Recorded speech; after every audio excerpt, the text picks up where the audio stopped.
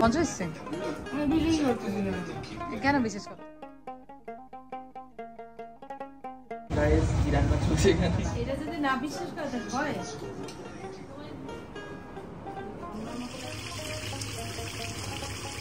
আসসালামু আলাইকুম সবাইকে, সবার কি অবস্থা, কেমন আছেন? আশা করছি ভালো আছেন, আমরাও ভালো আছি।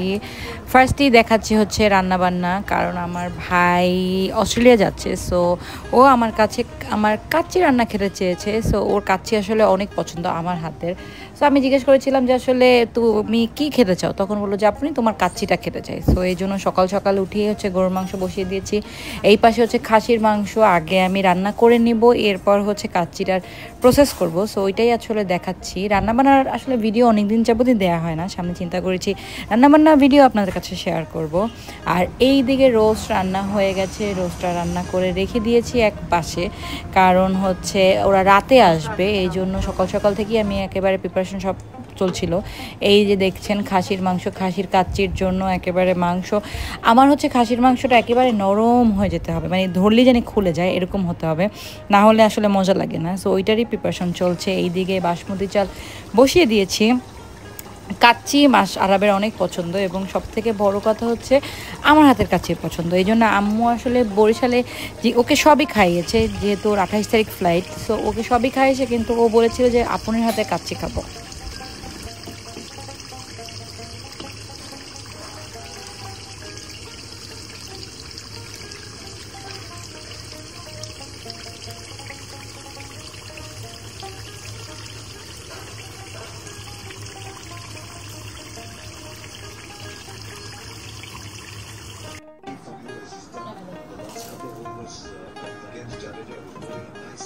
মনিকা রান্না কেমন হয়েছে? মজা হয়েছে?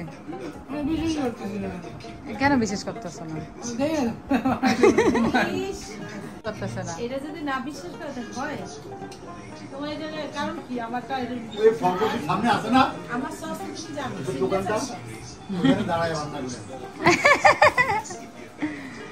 বাবা পোল খুলে দিছে, মানে আশেপাশে আকর্ষণ আনন্দ করব। গাইস কি রান্না চলছে এখানে?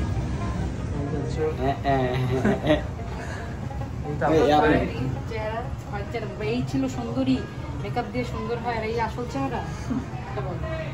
হ্যাঁ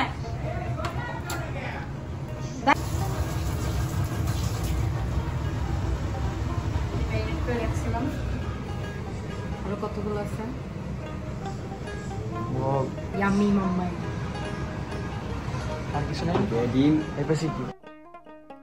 এইদিকে সবাইকে বসিয়ে দিয়েছিলাম হচ্ছে মুভি দেখার জন্য, যেহেতু আমার রূপচাঁদা মাছ ভাজতে সময় লাগছিল। এখানে আমি বললাম যে এই সবাই আসো, এসে সবাই একসাথে মুভি দেখো, এবং সবাই হচ্ছে তাণ্ডবের মধ্যে ঢুকে গেছে। ফার্স্টে কেউ আসতেই চাচ্ছিল না, এরপর দেখি সবাই মুভি এত মনোযোগ সহকারে দেখছিল যা বলার মতো নাই। দেখেন সবাই খুবই মনোযোগী মুভি দেখায়।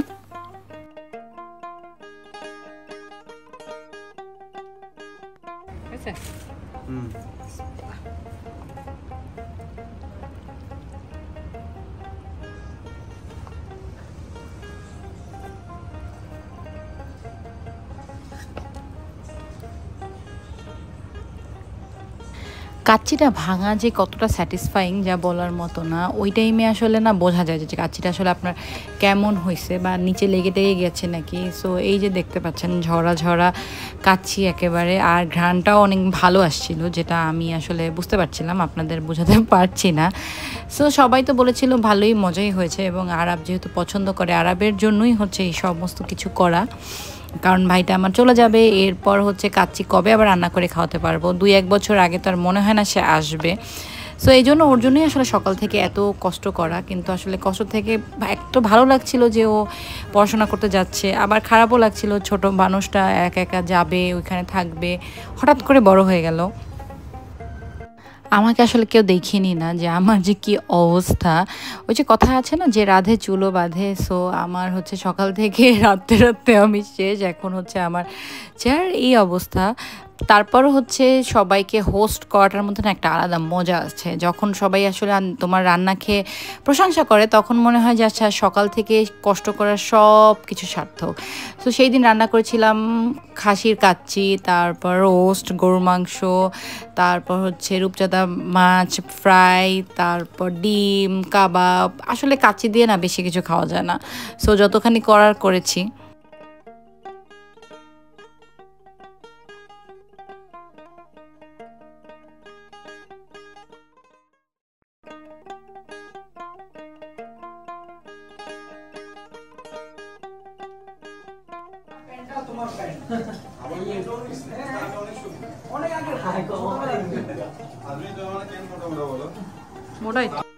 সারাদিনের কষ্ট হচ্ছে এখন হচ্ছে ফলাফল পাওয়ার সময়। সবাই আসলে খেতে বসে গেছে। এখানে আমার খালা খালু আছে, আম্মু, বাবা, মাসফিক, তারপর আরাব, ওরা আসলে বসে গেছে খেতে। আমি আসলে সবাইকে হোস্ট করছিলাম, সো এই জন্য আমি আসলে পরে বসবো। এবং যারা কিনা আমরা রান্না করি বা রান্না করেন জানেন যে সারাদিন আসলে রান্না করার পর না খাওয়ার কোনো টেস্ট থাকে না। সো আমারও সেই অবস্থা হয়েছিল। সো এই ব্লগ এই পর্যন্তই। সবাই ভালো থাকবেন, সুস্থ থাকবেন, এবং সামনে আরও কি করছি, কি করলাম আরবের সব কিছুই আসছে। আর সুন্দরবনের ব্লগ আসছে, অনেক ব্লগ পেন্ডিং আছে। সো সাথেই থাকবেন। আল্লাহ হাফেজ।